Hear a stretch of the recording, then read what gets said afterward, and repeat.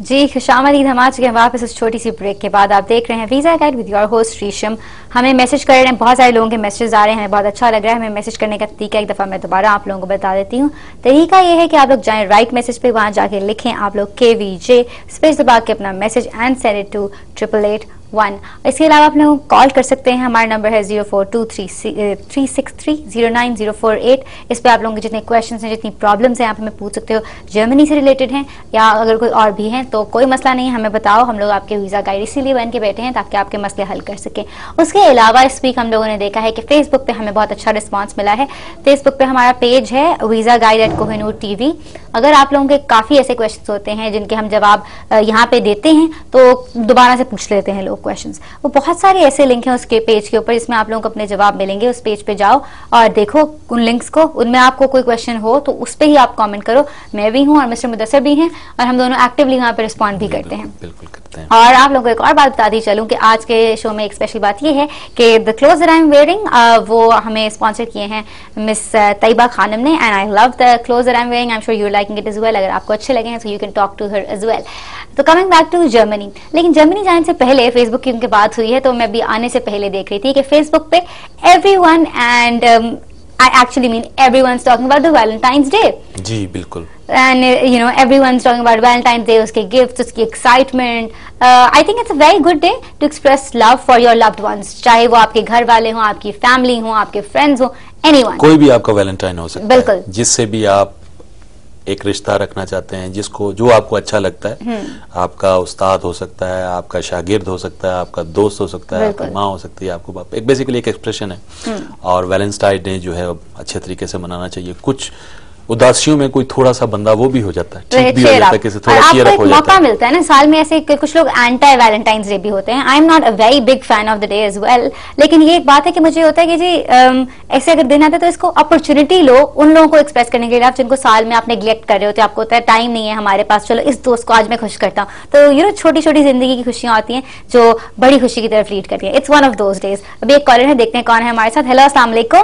वालेकुम अस्सलाम। जी कौन बोल रहे हैं, कहाँ से? जी मैं लाहौर से यासिर भट्टी बात कर रहा हूँ। जी यासिर, बताइए कि क्या क्वेश्चन है आपका? जी मेरा क्वेश्चन ये है कि nowadays I am doing my BB honours and I am doing specialization final year. Okay. तो मैं ये पूछना चाहता हूँ कि क्या जर्मनी में मेरे BB ऑनर्स के बाद MBA भी ऑफर किया जाता है? Okay. जर्मनी में masters in business administration offer किया जाता है, और उसके लिए क्या क्या तरीकाकार है और उसकी यूनिवर्सिटीज को हम कैसे सर्च कर सकते हैं, और उसके लिए क्या पाकिस्तान में कोई बॉडीज जो है वो काम कर रही हैं? तो मेरा ये सवाल है। और दूसरा ये कि यूके के लिए अगर मैं अप्लाई करना चाहता हूँ तो उसके लिए भी क्या तरीकाकार है? ये दोनों क्वेश्चंस जो है ना इनको मेरा आंसर कीजिए। Thank you. You are most welcome. Your questions are listed और हम लोग बेसिकली इनके क्वेश्चन का जवाब देते हैं। जर्मनी से ये रिलेटेड भी है और यूके से रिलेटेड भी है। यूके से भी है।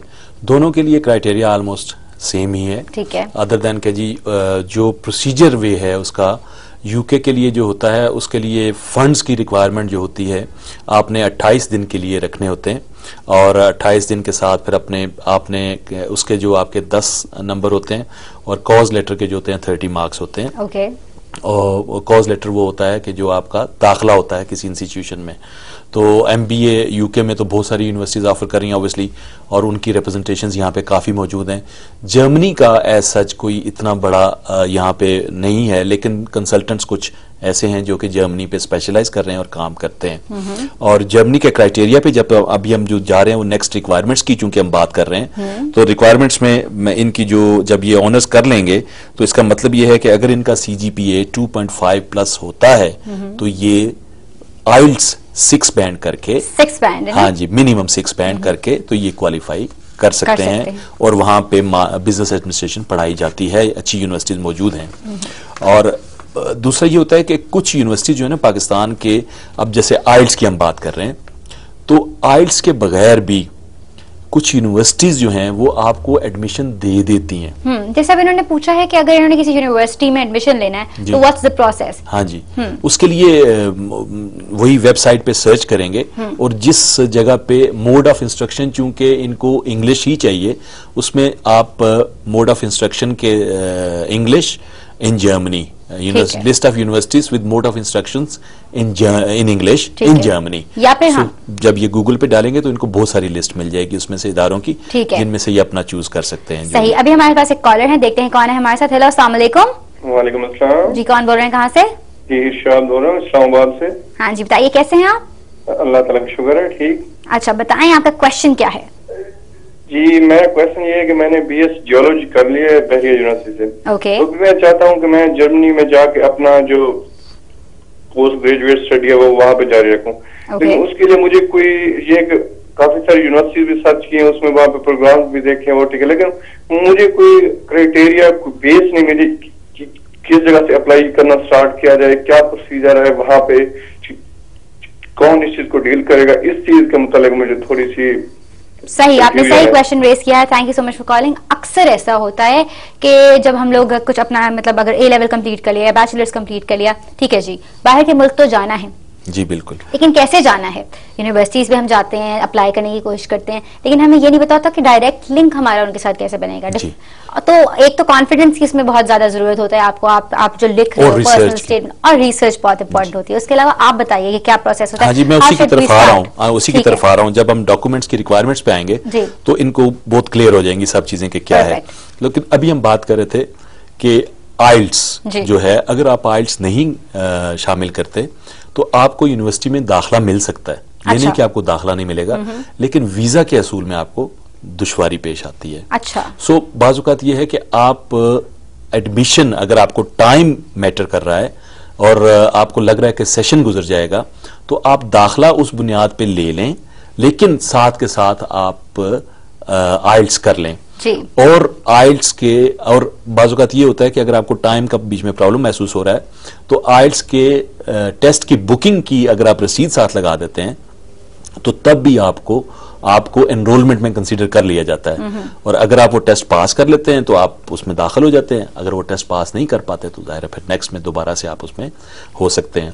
लेकिन आइल्स जो है वो उसको जरूरी कंसीडर किया जाना चाहिए। आइल्स को हम वैसे भी इंकरेज करते हैं सब लोगों को कि आप आइल्स का टेस्ट जो है वो जरूर दो, बिकॉज एक तो ये होता है जब आप बाहर के मुल्क जा रहे हो तो इंग्लिश पे आपको बहुत ज्यादा बूढ़ हासिल होना चाहिए, बिकॉज वहां पे बोला ही वो लैंग्वेज आती है। अपनी आप वीजा के लिए तो कर रहे होते हो, लेकिन ये सारी जो चीजें ना, जैसे हमने कहा कि लाइफ स्टाइल इन यूके वाला आप जरूर पढ़ के दो, ये सब इसलिए होता है ताकि आप जब वहां पे रह रहे हो ना तो आपको इल्म हो, आप वहां पे ये ना हो कि कोई आपसे कोई बात करे तो आपको समझ ही ना आए कि जी अगला बंदा क्या कर रहा है। इस तरह आप नहीं, you will just feel like पता नहीं यार मैं कहां से आ गया हूँ, एलियन कंट्री में रह रहा हूँ। You wouldn't want to feel that. तो जब आप यहाँ से जाओ तो you should be totally equipped. आपको पता हो कि जी कोई मुझसे बात करेगा तो मुझे तो पता है मैं जहाँ रह रहा हूँ, I am well equipped, I know कि ये country what's it all about. So ये चीजें माइंड में रखा करो, और सिर्फ इसलिए ना जाओ कि बस मैं तो बस पाकिस्तान से निकलना है। कीप दैट इन माइंड कि मैं जा रहा हूँ तो पाकिस्तान को भी रिप्रेजेंट करूँ, लोगों को बताऊँ कि हमें सब दुनिया के बारे में पता है। वी हैव अ कॉलर, देखते हैं कौन है हमारे साथ। हेलो, अस्सलाम वालेकुम। वालेकुम सलाम जी, कौन बोल रहे हैं, कहाँ से? जी मेरा नाम नदीम बेग है और मैं गुजरात से बात कर रहा हूँ। जी, आपकी जो आवाज है ना, मुझे लग रहा है मेरी वहाँ पे आपके घर में कोई कॉपी करने की कोशिश करे, तो टीवी की जो आवाज है ना वो थोड़ी आहिस्ता कर दीजिए और अपना सवाल बताइए। जी आवाज मैंने बंद कर दी है टीवी की। मेरा नाम नदीम है और मैं गुजरात से बात कर रहा हूँ। जी जी। तो मैं जर्मनी जाना चाहता हूँ, मैंने MBA किया हुआ है। ठीक है। तो मुझे थोड़ा गाइड कर देंगे मैं किस तरह से कामयाब हो सकता हूँ? ठीक है जी, अभी नदीम आपको बताते हैं, हम इसी के बारे में बात करें, गौर से सुनिएगा, और जो आपको ना समझ आए आप हमें ईमेल लिख के बता सकते हैं कि जी हम मुझे ये चीज समझ नहीं आई तो मुझे फर्दर बताएं। हमारा ईमेल एड्रेस जो है वो है visaguide@kohinoor.tv। उसके अलावा हमारा फेसबुक पे पेज जो है वो भी आप ज्वाइन कर सकते हो, वो है visaguide@kohinoor.tv, और उस पर जितनी इन्फॉर्मेशन है आप लोग वो भी देखो। साथ में हम फॉर्म्स भी अपडेट करते रहते हैं, अपलोड करते रहते हैं, साथ में लिंक्स भी बहुत सारे हैं। तो ये हम लोग आप लोग इसलिए बता रहे हैं क्योंकि बहुत सारे ऐसे इश्यूज होते हैं, एस्पेक्ट्स होते हैं जो हम आज के शो में नहीं कवर किए तो हमने पिछले में कवर किए होंगे। तो वो लिंक्स जो है ना वो आप लोगों के लिए देखना बहुत जरूरी है, और उससे आप सीखोगे भी, आप लोगों की बहुत सारी कंफ्यूजन भी क्लियर हो जाएंगी। Coming back to the question जो उन्होंने पूछा है, हम उसी के बारे में डिस्कशन करें। So let's carry on with our discussion. जी हाँ, उसी पे हम जा रहे हैं। अब जब हमने शुरू में एक बात की थी कि अगर आपने FA की बुनियाद पे BA किया है और FA की बुनियाद पे अगर आप एक जर्मन कोर्स करते हैं और जर्मन कोर्स करने के बाद आप वहां पे दाखिला लेते हैं, तो ये बात मैं सबको क्लियर बताना चाहता हूँ कि उसके बावजूद वहां पे वीजा मिलने के आपको चांस 50-50 होते हैं। अच्छा, यानी जर्मनी में हायर एजुकेशन को इनकरेज किया जाता है, और चूंकि मैट्रिक के बाद या इंटरमीडिएट के बाद के लिए वो सबसे पहले सवाल यही करते हैं कि आपके पास अगर इदारे यहाँ पे मौजूद हैं तो आप ग्रेजुएट लेवल के लिए या BA के लिए आप क्यों जा रहे हैं वहां। सही। तो जब आप ये कर लें तो उसके बाद आप हमारे पास आए, we will give you the visa. Exactly यही वर्डिंग इस्तेमाल करते हैं। अच्छा। हाँ बिल्कुल। अच्छा, जो लोग पाकिस्तान में एमफिल लेवल पे जैसे आ जाते हैं, कर लेते हैं, उनके लिए ये रिक्वायरमेंट है कि वो अपने प्रोजेक्ट के साथ, यानी थीसिस हो, रिसर्च प्रपोजल हो, उसकी बुनियाद पर जर्मनी में पीएचडी के लिए दरख्वास्त दे सकते हैं। सही। और ये साल के किसी भी वक्त में किया जा सकता है। अच्छा, ये कोई एक टाइम जैसे होता है ना, ये आप स्प्रिंग में अप्लाई करो या फॉल में अप्लाई करो, ये उस पे नहीं लगता ये। और अब जैसे मैंने पहले बताया कि जर्मनी में जो पीएचडी है वो फ्री है, और साल के किसी भी वक्त में करने से मुराद ये है कि जो आपकी फैकल्टी जिसने आपको एक्सेप्ट करना है, हो सकता है कि आप अभी मार्च में, जुलाई या अगस्त के लिए कर रहे हो, लेकिन उनके पास जो बैच चल रहा हो, जो लोग चल रहे हो रिसर्च टॉपिक्स पे, उनके साथ वो फैकल्टी अवेलेबल ना हो, वो 10 महीने के बाद अवेलेबल हो। तो you have to keep the faculty in mind कि आपको किस तरह का कोर्स है और आपकी फैकल्टी क्या है, वो सब चीजें माइंड में रख के आप अप्लाई करो। और इसमें सबसे बड़ी बात यह है कि पीएचडी का वीजा, अगर आपने रिक्वायरमेंट्स तमाम पूरी की हो, तो जो लेटर आपको फैकल्टी अगर जब आपको एक्सेप्ट कर लेती है, तो there is hardly any chance कि आपका वीजा रिफ्यूज हो। एग्जैक्टली, बिकॉज ऑब्वियसली आप उनके लिए एक एसेट बन के जा रहे हो, बिकॉज आप वहां जाके पीएचडी कर रहे हो, तो there would be no chance कि वो आपको कहेंगे नहीं जी आप तो यहाँ नहीं आ सकते ना। तो आप लोगों के लिए बहुत ज्यादा जरूरी है कि अपने, एक तो जब आप थीसिस करो तो वो आपका स्ट्रांग होना चाहिए, एंड जो आपकी डॉक्यूमेंटेशन है, हम हमेशा डॉक्यूमेंटेशन पे बात करते हैं, अपने सारी, कभी भी कोई फॉल्स स्टेटमेंट ना लो, सारी सही सही बातें लिखो। और आप कहते हैं ना कि हम लोग I have to take a break, I will, because बहुत जरूरी है ब्रेक पे जाना। आप लोगों को एक छोटी सी ब्रेक के बाद मिलती हूँ और इस टॉपिक पे दोबारा वापस आती हूँ। आपने कहीं नहीं जाना, you just have to stick to the channel and keep it here.